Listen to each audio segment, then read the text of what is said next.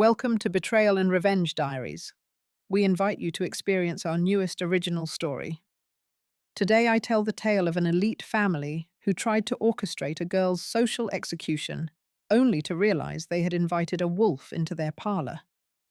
If you've ever had a toxic in-law try to auction off your future for their own gain, drop your age in the comments and hit subscribe, because you won't want to miss the moment I burned their old money legacy to the ground. My name is Clara Vance. I am 29 years old, and on the day I was supposed to say, "I do," I found myself staring at a padlocked gate in the middle of a Newport blizzard. 2 hours before my ceremony, I stood on a gravel driveway in Rhode Island, my $8,000 custom silk gown dragging in the slush, staring at an empty estate. My future mother-in-law had cancelled my wedding 4 days ago without uttering a single word to me. She didn't just cancel the flowers, she hijacked my $45,000 personal deposit and rerouted my entire life to a private club I had explicitly rejected 6 months prior. She expected me to crumble. She expected a weeping girl to crawl to her doorstep, begging for a seat at her table. Instead, I tapped into my decade of experience as a global maritime logistics manager. I didn't see a ruined wedding. I saw a disrupted supply chain. And I had exactly 90 minutes to reroute the cargo. What I did next didn't just break the family, it liquidated them. The wind off the Atlantic didn't just blow, it bit. It was 11 a.m. on a Saturday in late November, the kind of New England morning where the sky is the color of a bruised oyster. I stepped out of my car, the heater still humming, and felt the freezing mist settle onto the delicate lace of my sleeves. The Vanderbilt-era estate I had rented was supposed to be a hive of activity. There should have been a fleet of florist vans, the smell of expensive catering, and the frantic energy of a wedding planner. Instead, there was only the sound of the waves crashing against the cliffs and the rhythmic clink-clink of a heavy steel chain. A massive brass padlock held the iron gates shut. No lights were on in the main house. The lawn, which I had paid a premium to have manicured, was covered in a thin, ugly layer of sleet. Behind me, a black refrigerated truck pulled up and idled on the shoulder of the road. Leon, my high-end sommelier and caterer, hopped out of the cab. He was a man who had seen everything from governor's balls to underground raves. But as he walked toward me, his expression was haunted. He didn't say, "Congratulations." He didn't ask why I was standing in the mud. He simply held out a tablet. "Clara," he said, his voice straining against the wind. "I got a notification on Tuesday through the vendor portal.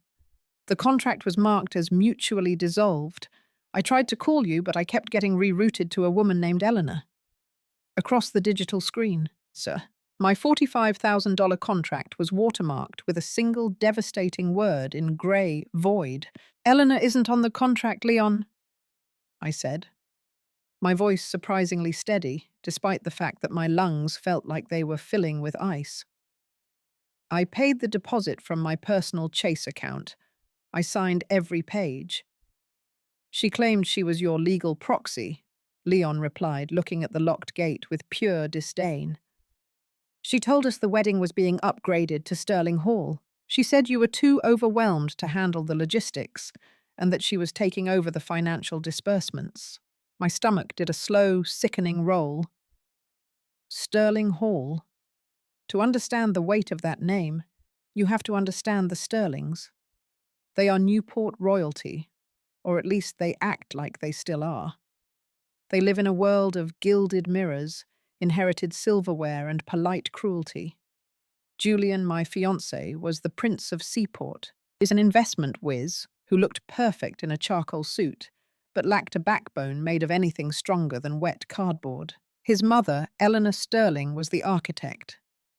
From the second, Julian slid a diamond onto my finger. Eleanor didn't see a daughter-in-law. She saw a branding opportunity. I was new money. I was a girl who grew up in the shipyard districts of Boston, someone who worked 80-hour weeks coordinating freight liners across the Pacific. To Eleanor, my career was quaint, and my independence was a behavioral issue. I had refused her money for the wedding specifically for this reason.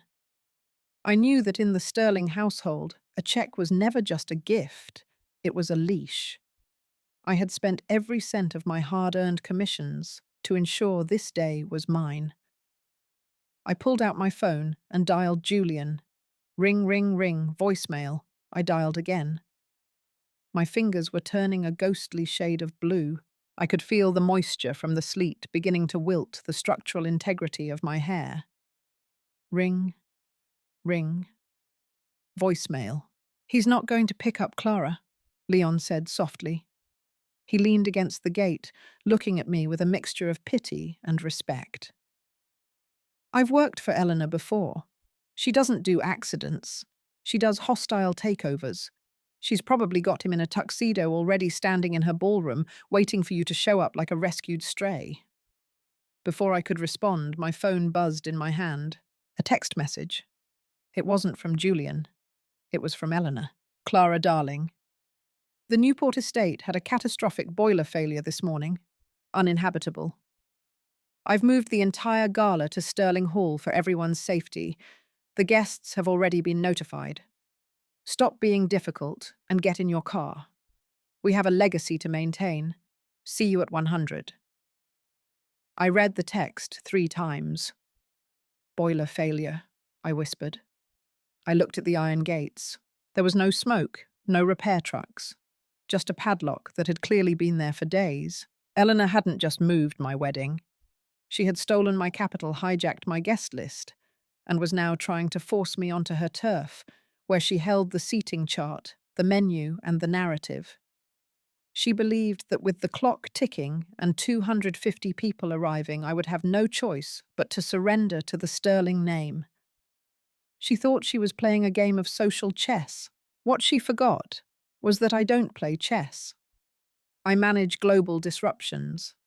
I deal with port strikes, fuel spikes, and lost cargo. I am the woman who finds a way to get 50,000 tons of steel across an ocean when the engines fail. I looked at Leon. The wind whipped my veil around my face like a white flag. But I wasn't surrendering. Leon, I said, snapping my phone shut. Is the wine in the truck? 200 cases of the good stuff. He grinned, catching the shift in my energy. And enough lobster tail to feed an army. Good, I said, a cold, sharp smile spreading across my face. Change of plans. We aren't going to Sterling Hall. We're going back to Boston. Boston? Leon blinked. Where in Boston? The Seaport District. I replied, my mind already calculating the transit time. The old ironworks warehouse on Pier 4. It's got floor-to-ceiling glass exposed rivets, and it's currently sitting empty. My company holds the lease. I looked at the padlock one last time, the symbol of Eleanor's control. She wants a sterling legacy, I whispered. I'm going to give her a liquidation sale. I marched back to my car, the silk of my dress rustling like a battle cry against the gravel. The logistics manager was officially on the clock, and Eleanor Sterling was about to find out what happens when you try to block a shipment that's already cleared customs.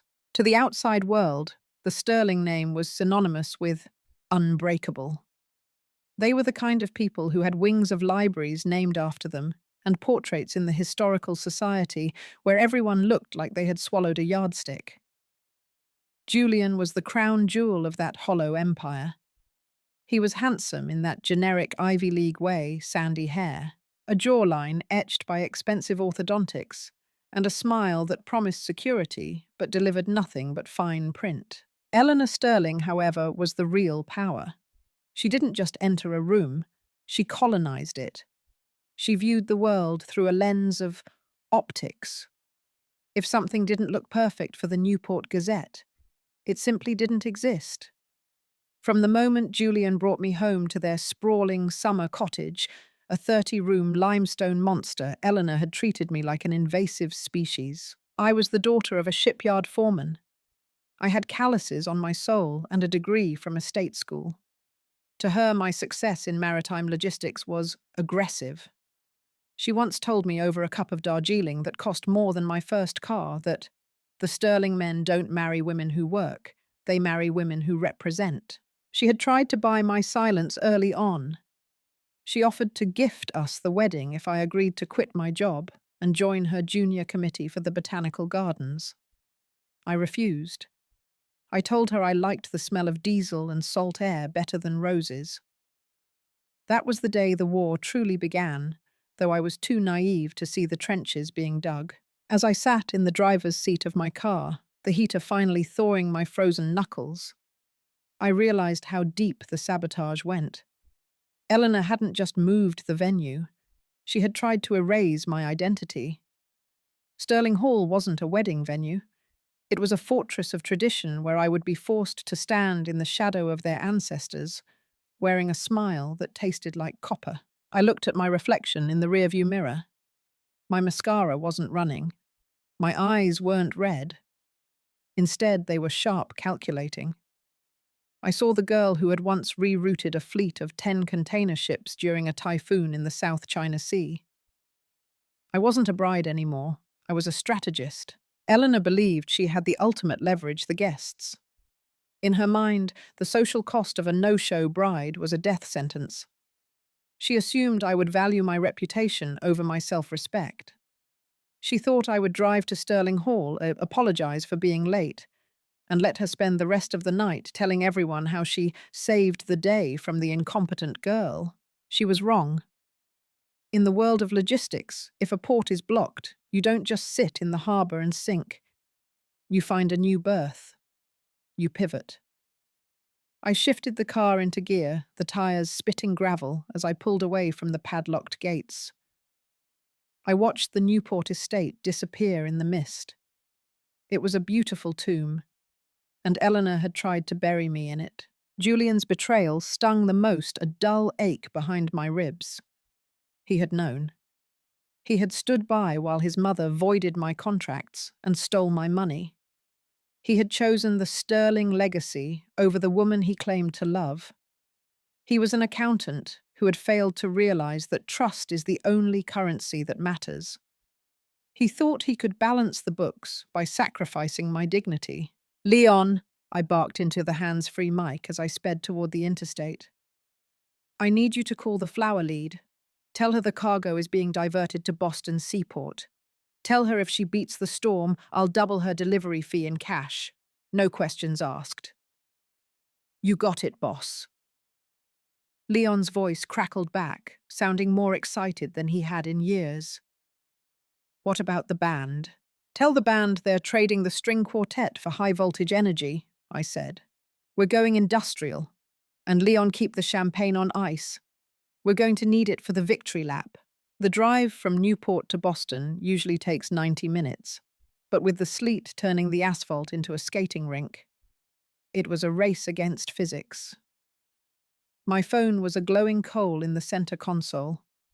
Notifications were screaming mostly from the Sterling wedding group chat I had been excluded from an hour ago. Then a private ping. Maya. Maya was the only Sterling I actually respected.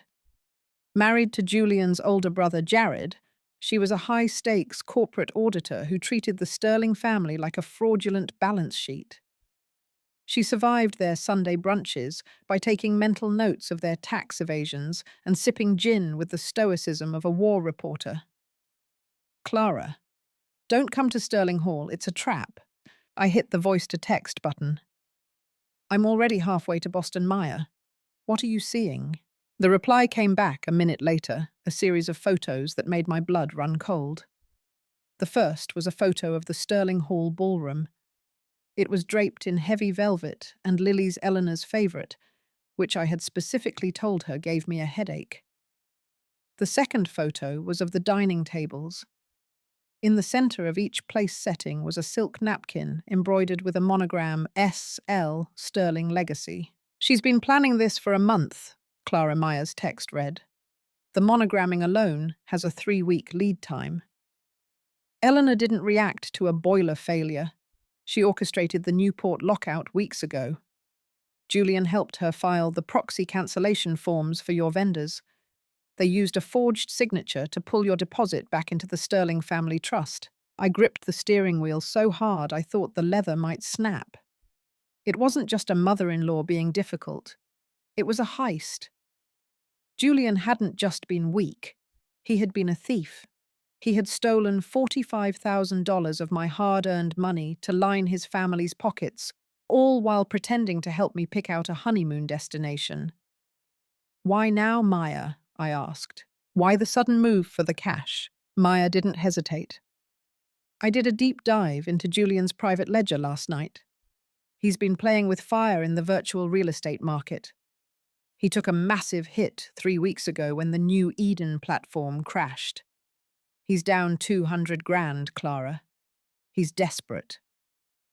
Eleanor offered to cover his margin calls, but only if he brought the wedding back into the fold, so she could use it to woo the Seaport Investors Group. The pieces of the puzzle slammed into place with the force of a sledgehammer.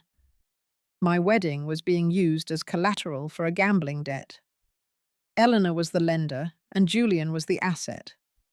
I was just the garnish on the plate, the shipyard girl, who was supposed to provide the illusion of a modern, grounded family to a group of skeptical investors. They thought I was a variable they could control.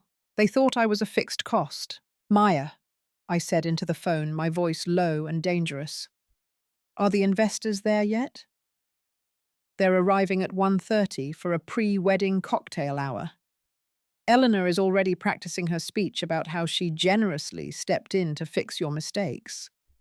She's painting you as a hysterical mess who couldn't handle the pressure of the sterling name. "Let her talk," I replied.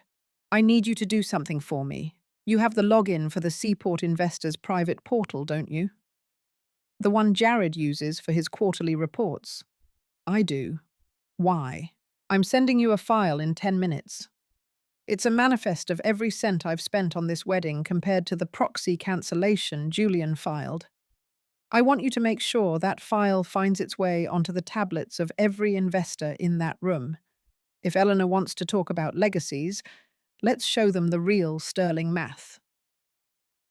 Clara Maya's voice came through a quick audio clip, sounding genuinely impressed.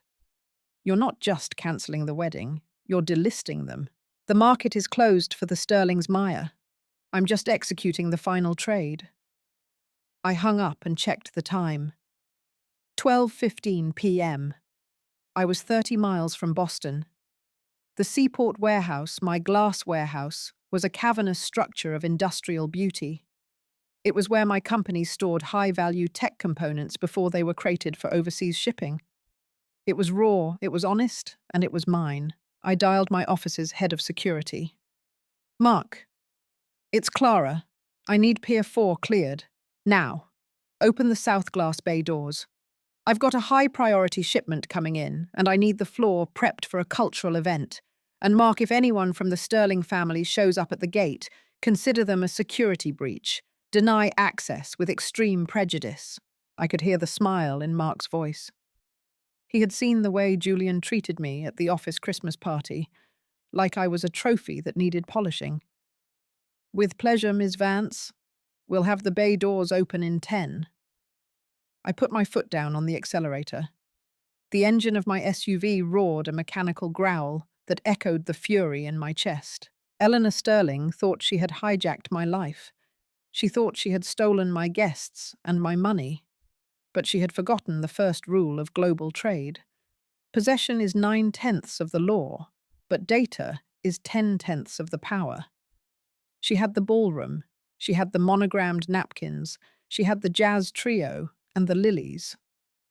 But I had the app, I had the guest list, and in exactly 15 minutes, I was going to send a notification that would turn her grand gala into a ghost town. The skyline of Boston rose up ahead of me, grey, sharp, and resilient against the winter storm. I wasn't going to a mansion to be a bride. I was going to a warehouse to be a boss. And by the time the sun went down over the harbour, the Sterling name wouldn't be a legacy. It would be a bad debt, written off and forgotten. I pulled onto the cobblestone streets of Boston's Seaport district at 12:40 p.m. The wind here was different than in Newport. It didn't just bite. It howled through the canyons of glass and steel, smelling of salt, wet concrete and ambition. This was my territory. I didn't see a row of sterile mansions. I saw the pulse of the global economy. Pier 4 sat at the edge of the harbour, a massive industrial cathedral of blackened iron and reinforced glass. Mark, my head of security, was already there, his team moving with the precision of a SWAT unit. The massive South Bay doors, 30 feet of industrial glass, were humming as they slid open, revealing the cavernous interior. "Leon's 3 minutes out," Mark shouted over the wind, gesturing to a convoy of black trucks appearing at the end of the pier. "Florists are right behind him. Clara, the space is clean, but it's raw." "You sure about this?" I stepped out of the car, my boots hitting the pavement with a heavy thud. I looked at the vast, empty floor, the exposed rivets of the ceiling, and the way the grey harbour light flooded the space. It was perfect. It looked like a clean slate. "Raw is exactly what we need, Mark," I said, pulling my laptop from the back seat. "We aren't building a fantasy, we're building a reality." Leon's trucks backed into the loading docks with synchronized grace. In the world of logistics, a cross-docking maneuver is the height of efficiency, moving cargo from one transport to another with zero downtime. This was the ultimate cross-dock. Lobster crates, cases of vintage Bordeaux, and industrial heaters were being deployed before the engines had even cooled. I found a corner of the warehouse where the Wi-Fi signal was strongest and sat on a wooden shipping crate. My wedding dress, a cloud of expensive silk, billowed around me, contrasting sharply with the grease-stained concrete. I didn't care. I opened the administrator panel of the Vance Sterling wedding app. The app was my masterpiece. Eleanor had mocked it, calling it unrefined, but she didn't realize that every guest had given me their primary contact data to use it. I had a direct line to the pockets of the 250 most influential people in New England. I opened the guest roster. With a few clicks, I highlighted the Sterling contingent, Eleanor's sisters, her bridge club, the sycophants who spent their lives whispering behind my back. Delete. Next, I highlighted Julian's college friends, the ones who had joked about him marrying down during the engagement party.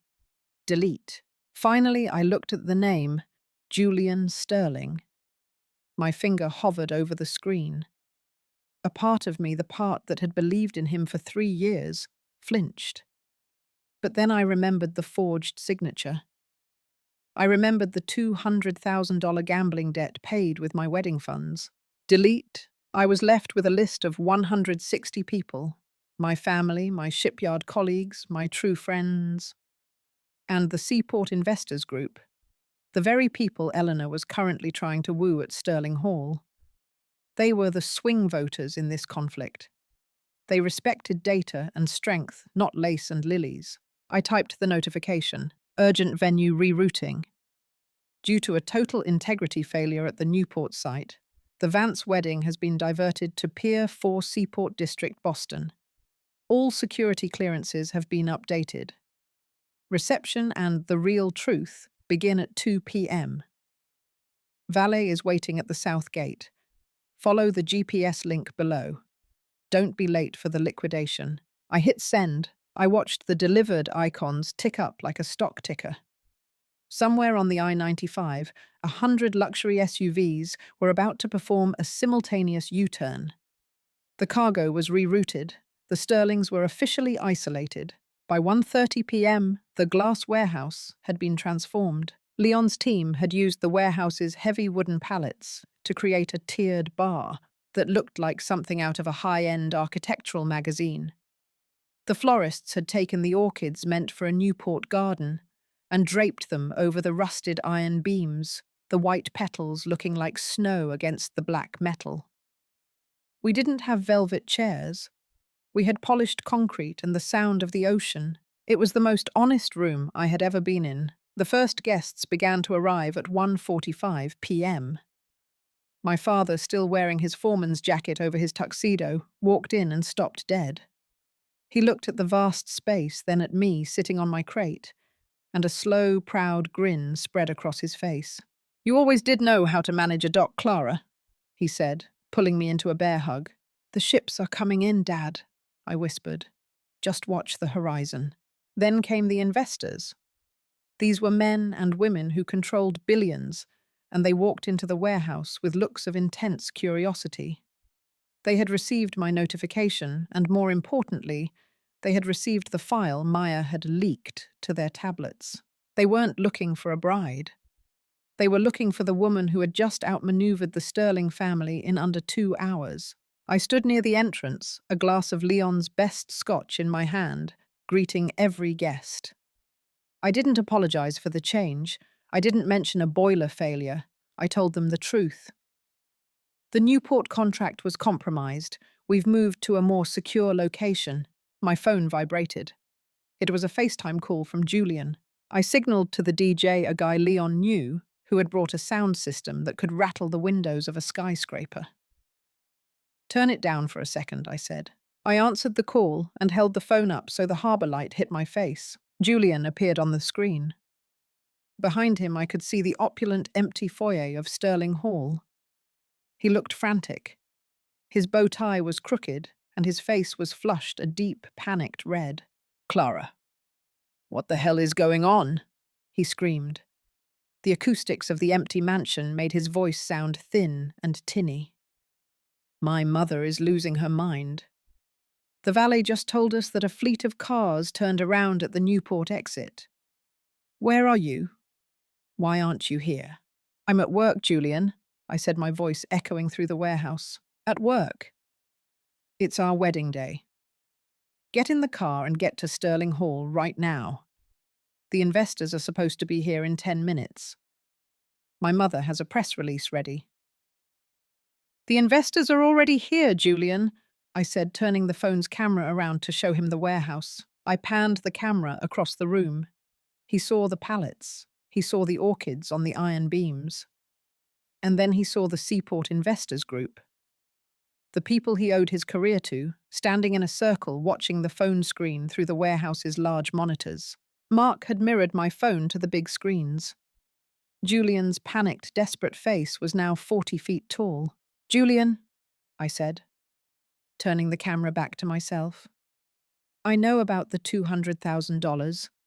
I know about the proxy cancellation. And I know you stole my $45,000 to pay off your New Eden losses." The silence in the warehouse was absolute. Even the wind seemed to stop. "Clara, wait!" Julian stammered, his eyes darting around the empty room behind him. It was a loan. I was going to put it back. My mother said, "Your mother said you were a Sterling legacy," I interrupted. "But the data says you're a bad debt. You didn't just sell our wedding, Julian. You sold your soul to cover a margin call. And in this industry, when an asset is compromised, we liquidate." "You can't do this!" Eleanor's voice shrieked from somewhere off camera.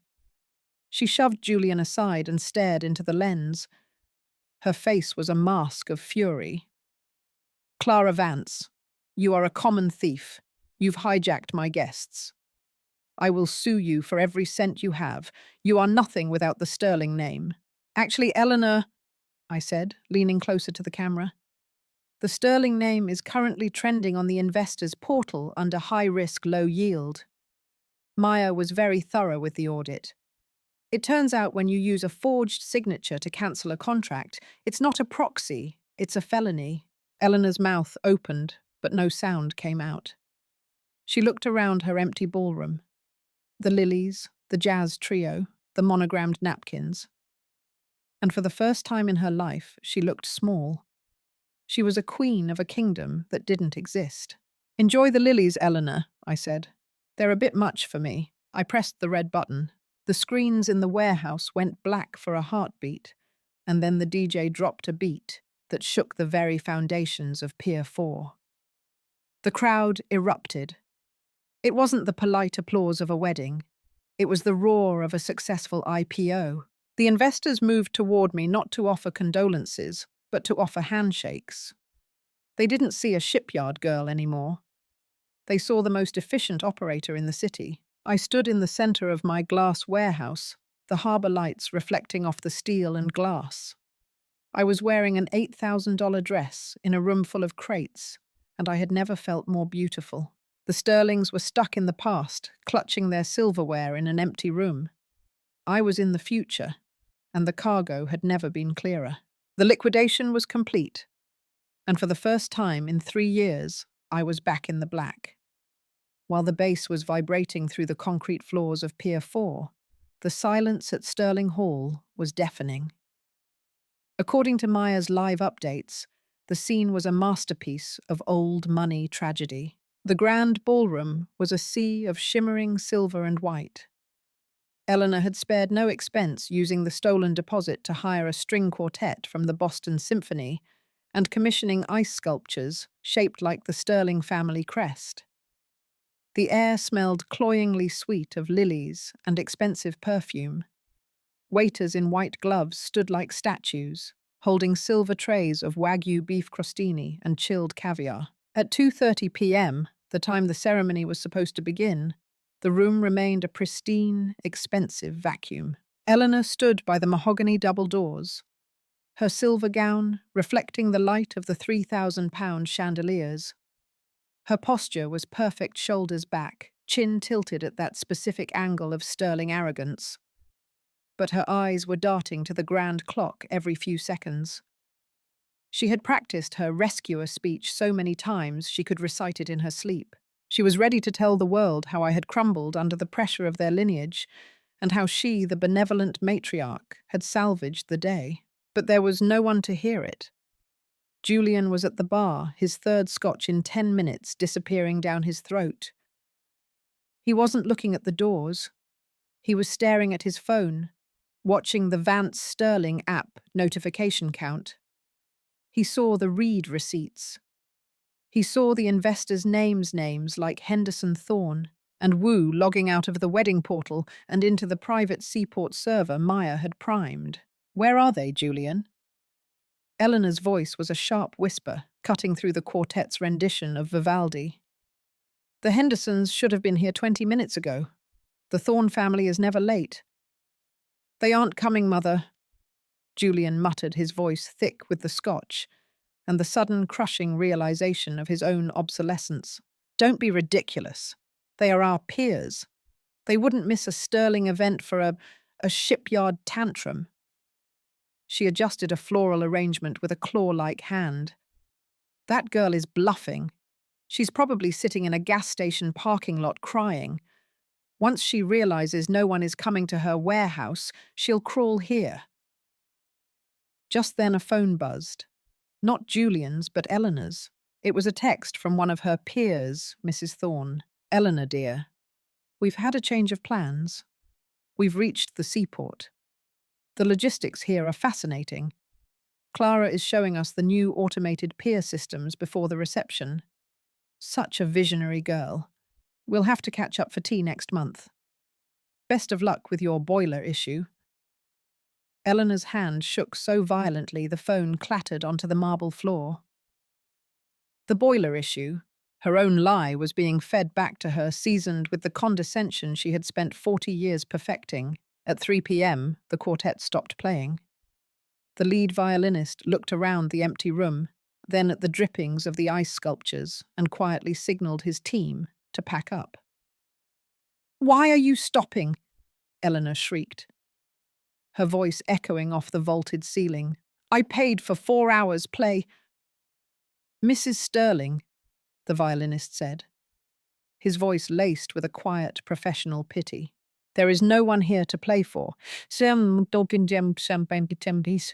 Eleanor stood in the center of her empty kingdom. The Wagyu beef was turning grey. The caviar was warm.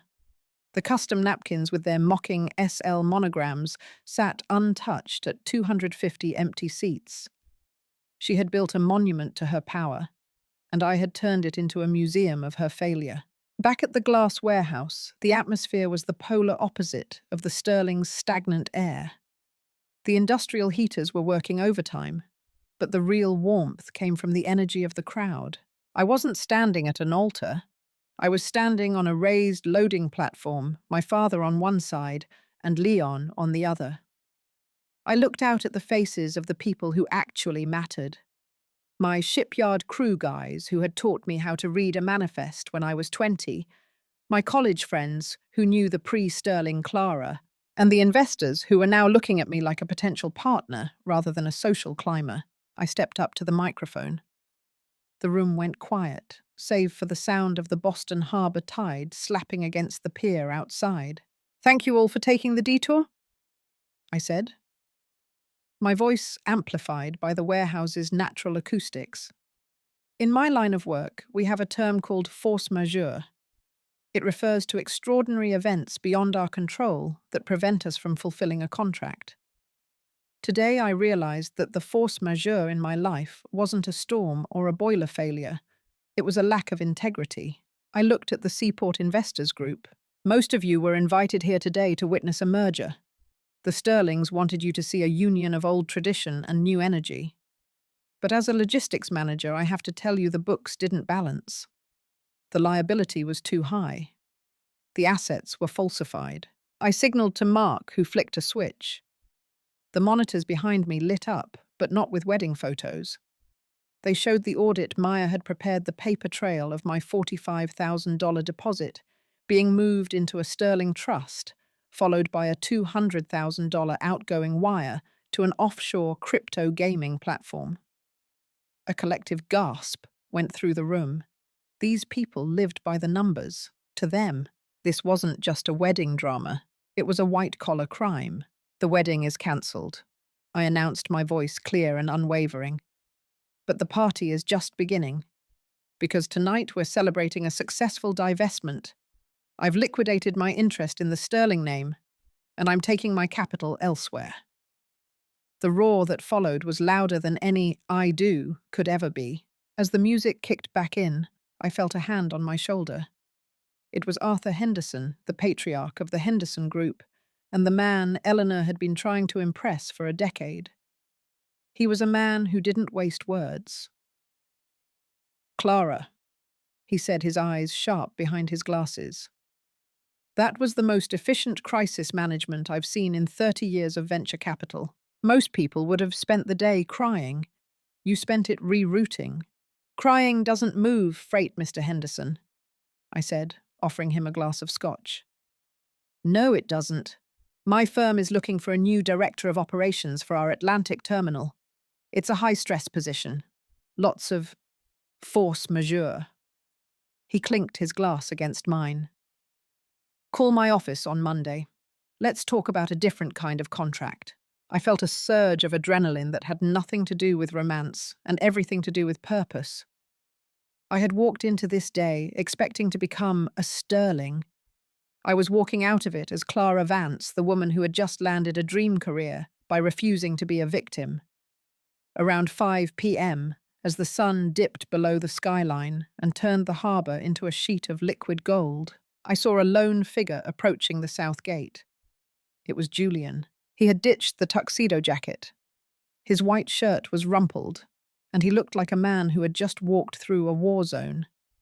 Mark's security team blocked his path, but I signaled them to let him through. I wanted him to see the warehouse.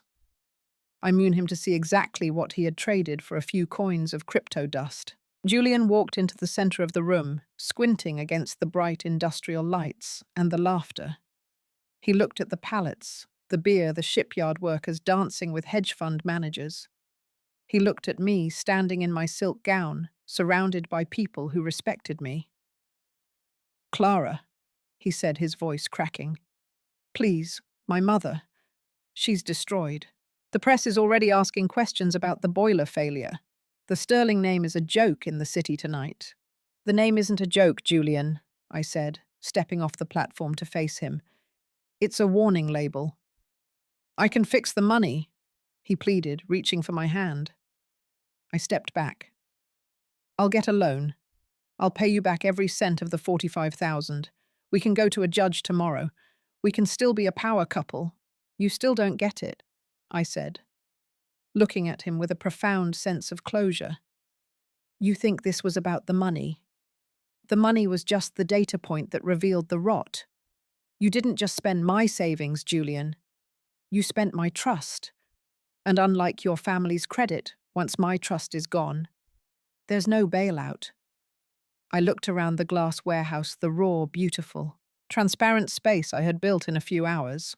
You and your mother wanted a wedding that was a legacy, I said. I wanted a marriage that was a partnership. You chose her legacy. I'm choosing my future. Clara, please. Mark. I called out, not taking my eyes off Julian. The guest list for this event is closed. Please escort this gentleman to the curb. He's trespassing on my pier. Julian didn't fight. He didn't have the strength. He was a man who had been built by others, and without the Sterling Hall walls to prop him up, he was just a ghost in a rumpled shirt. He watched as Mark led him toward the exit. He looked back once, but I was already turning away, heading toward the bar to buy a round for my crew. I sat on my shipping crate as the moon rose over the Atlantic. The heavy silk of my dress felt lighter than air. I had lost a husband, a deposit, and a dream of Newport royalty. But as I looked at the Henderson Group business card in my hand and the hundreds of friends laughing in my warehouse, I realized I had gained a kingdom. The liquidation was over, the books were closed, and for Clara Vance, the new fiscal year was looking brighter than the North Star. By 6 p.m., Sterling Hall had become a gilded morgue. The ice sculpture of the family crest had melted into an unrecognizable lump of slush, dripping steadily onto the Persian rug, a rhythmic tap-tap-tap that sounded like a ticking clock in a ghost story. Eleanor Sterling sat at the head of a banquet table, designed for 20, surrounded by hundreds of empty chairs. She hadn't moved for 2 hours. Her silver gown, once a symbol of her triumph, now looked like armor on a fallen soldier. She was staring at a half-eaten crab cake, her eyes vacant. She wasn't mourning a wedding. She was mourning the death of the Sterling mystique. In Newport, gossip moves faster than a nor'easter. By now, every country club from Providence to Greenwich knew that the Sterling wedding was a phantom event. The boiler failure story had been dissected and discarded. People weren't talking about the tragedy of the venue. They were laughing at the irony of a logistics manager out-hauling a matriarch. Julian sat at the far end of the room, his head in his hands. The silence was finally broken by the sound of heavy footsteps. It was Jared, Julian's older brother, followed closely by Maya. Maya looked radiant. Her coat draped over her shoulders, her eyes sparking with the satisfaction of a job well done. She didn't look like a woman who had just attended a family catastrophe. She looked like a woman who had just finished a very successful audit. "Where have you been?" Eleanor whispered, her voice like dry parchment. "You were supposed to be here. You are family, Sae. We were at the seaport, mother," Jared said, his voice unusually firm. He looked at his younger brother with a mixture of disgust and pity. "We were at a real celebration. Clara's celebration. She hijacked our lives." Eleanor suddenly shrieked, standing up so abruptly her chair toppled over. "She stole our guests. She humiliated us. She used some tawdry digital trick to divert our friends." "She didn't divert them, Eleanor," Maya said, stepping forward. She pulled her tablet from her bag and slid it across the table. She gave them a better option. Integrity. Something this house hasn't seen since the foundation was poured. Eleanor looked down at the screen. It was a live feed of the Seaport Investors Group portal. There were threads of conversation, dozens of them, discussing the Sterling fraud. "Julian," Maya said, turning to her brother-in-law, "the Henderson Group just pulled their underwriting for your new development project, and Thorn Capital is calling for a full forensic audit of the Sterling Trust. They saw the wire transfers, Julian. They saw the crypto margin calls." Julian let out a broken sob. "I was going to pay it back. I just needed the market to turn." "The market doesn't turn for thieves," Jared said. He turned to his mother. "You used our family's name to cover his gambling because you were too proud to admit he failed. You sold Clara's wedding to buy his silence. Well, the silence is over. Every major donor to your botanical fund has withdrawn their support as of 20 minutes ago. They don't want to be associated with a boiler failure that looks like embezzlement. Eleanor sank back into her seat. The reality was finally settling in. The Sterlings were no longer the gatekeepers of New England society. They were a liability. What now? Julian asked, his voice trembling. Now? Maya smiled, and it was a sharp, clinical expression. Now you deal with the liquidation. I've already sent the documentation of the forged signatures to Clara's legal team. Jared and I are moving our assets out of the trust tonight. You and Eleanor are on your own. Enjoy the ballroom, Julian. It's the last thing you're ever going to own. As Maya and Jared walked out, the chandeliers seemed to dim. The Sterling legacy hadn't ended with a bang. It had ended with a balance sheet that simply wouldn't add up. While Sterling Hall was drowning in its own shadows, the glass warehouse was entering its second act. The storm outside had intensified the snow swirling against the massive glass panes, but inside it felt like a summer night. We had moved past the formal greetings and into a state of pure, unadulterated joy. There is something incredibly powerful about a room full of people who have just witnessed a lie being dismantled. It creates a bond that no traditional wedding ceremony ever could. My shipyard crew had taken over the DJ booth, and the music had shifted into a heavy, soulful rhythm that echoed off the steel beams. I had ditched my veil hours ago.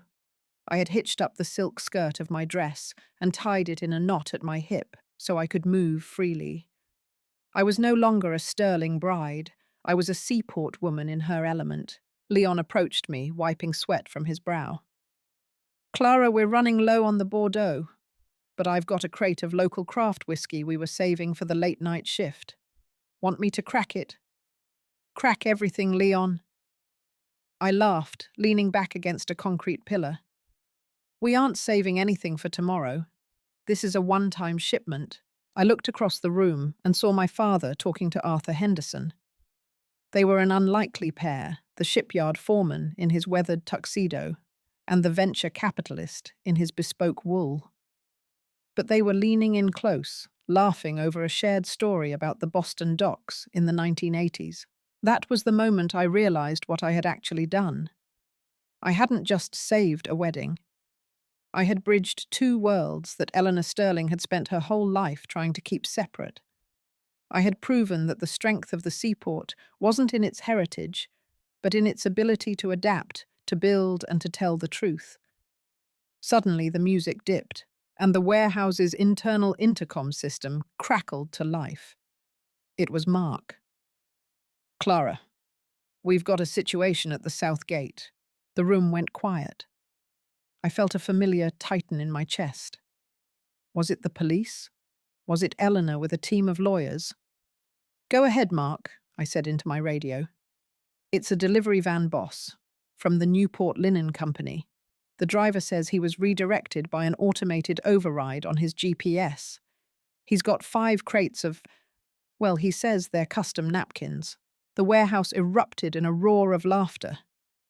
Bring them in, Mark, I shouted. We've got a spill in Sector 4 that needs cleaning. A few minutes later, a bewildered delivery driver pushed a dolly into the center of the warehouse. He opened the crates, and there they were, thousands of pristine white silk napkins, each one beautifully embroidered, with the silver SL Sterling legacy. Leon grabbed a handful and started tossing them out to the guests like confetti. People were using them to wipe down the bar, tucking them into their pockets as ironic souvenirs, and in the case of my shipyard crew, using them to polish the chrome on the industrial heaters. The Sterling legacy, my father shouted, holding a napkin high before using it to buff his glass of whiskey. Turns out it's highly absorbent. The irony was the perfect seasoning for the night. Eleanor had spent a fortune on these symbols of her permanence, only for them to be used as rags in a warehouse. It was the ultimate supply chain joke. Around 10 o'clock p.m., Maya appeared at the bay doors. She looked tired, but her eyes were bright. She walked straight to me and handed me a thick manila envelope. The final audit. I asked, taking a sip of scotch.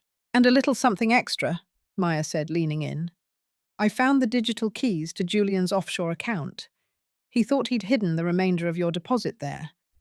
It took me 40 minutes to bypass his encryption. Honestly, for an accountant, his passwords are pathetic.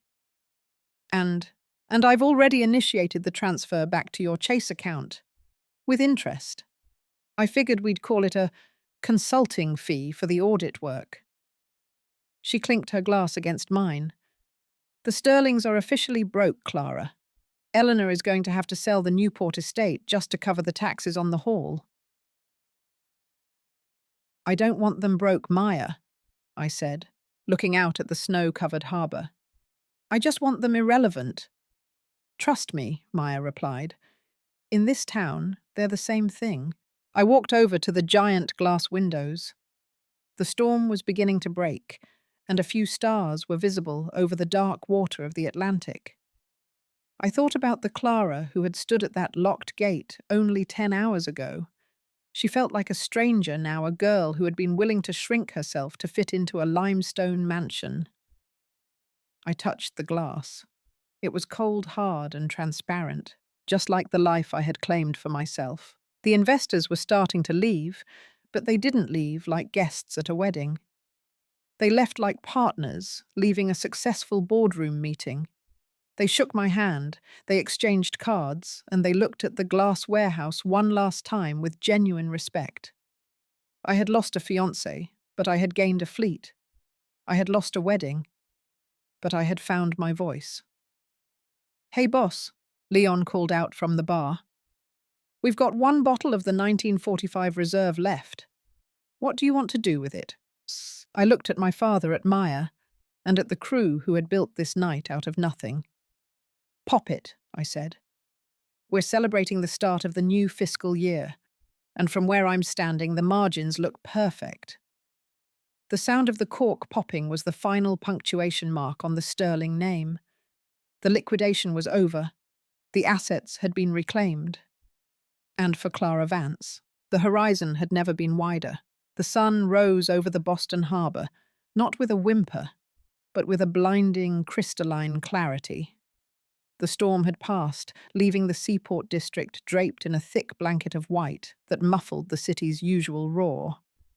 Inside the glass warehouse, the air was cool and smelled of extinguished candles and the lingering salt of the Atlantic. I stood by the massive bay doors, still in my wedding dress, though it was now unrecognizable. The lace hem was stained with the grey slush of the pier, and the silk bodice was creased from a night of movement, but I had never felt more dignified. I was watching the first light hit the water when I heard the familiar clip of heels on the concrete. It was Maya. She was carrying 2 cardboard cups of coffee and a morning edition of the Newport Gazette. She didn't say a word. She just handed me a cup and pointed to the front page headline. "Silent Bells at Sterling Hall, a Legacy in Liquidation." The article was brutal. It didn't just cover the venue mishap. It detailed the mass exodus of the city's elite toward the seaport. It mentioned financial irregularities and leadership vacuums. But the killing blow was a photograph Eleanor Sterling captured through a window standing alone in her empty ballroom, looking like a ghost haunting her own life. "She's already put the Newport estate on the market," Maya said, taking a sip of her coffee. The bank moved faster than I expected. Once the Henderson Group pulled their support, the house of cards didn't just fall, it imploded. "And Julian?" I asked. "He left for New York at 5 a.m. Apparently he thinks he can start over in a city that doesn't know his face. But in the age of digital ledgers, there is no such thing as a fresh start for a man who forges signatures." I looked out at the horizon. A massive container ship, a hapagloid vessel, was slowly steaming into the harbour, guided by 2 tugboats.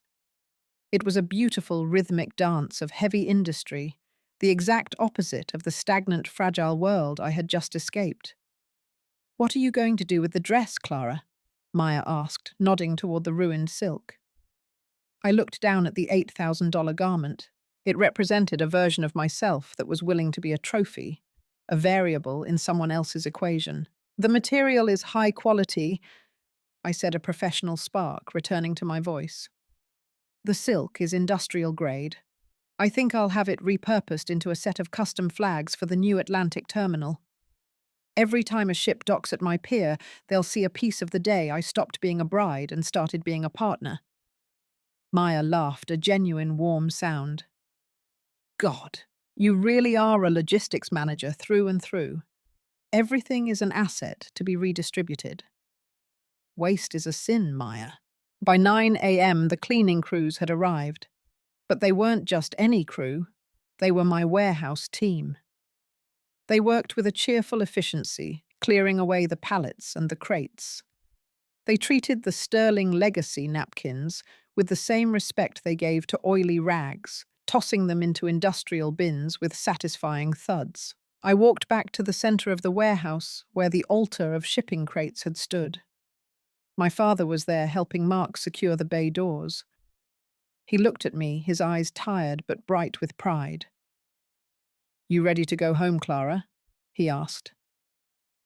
"Not yet, Dad," I said, looking around the vast, empty space. "I have a 10:30 meeting with Arthur Henderson. We're discussing the digital infrastructure for the new pier." "In that dress," he chuckled. "I'll throw my work jacket over it," I said, reaching for the heavy navy blue canvas coat I usually wore for dock inspections. The investors in this city don't care about the lace anymore. They care about the woman wearing it. As my father and Maya headed toward the parking lot, I stood alone in the center of the glass warehouse for one last minute. The silence was no longer heavy or oppressive. It was the silence of a clean slate. My phone buzzed in my pocket. A final notification from the wedding app, a message from a guest I hadn't expected. It was from the lead violinist of the string quartet that had been hired for Sterling Hall, Ms. Vance. "I wanted to thank you. When the app redirected us, I thought it was a mistake. But playing in that warehouse, watching the way you took command, it was the most inspired performance I've ever been a part of. The Sterlings wanted a concert. You gave us a symphony of reality. Good luck with the new terminal." I smiled and deleted the app. I walked toward the exit, my boots clicking firmly on the concrete. As I stepped out into the crisp morning air, the sun caught the glass of the warehouse, making it glow like a beacon. In the world of logistics, a final destination is just the beginning of a new transit cycle.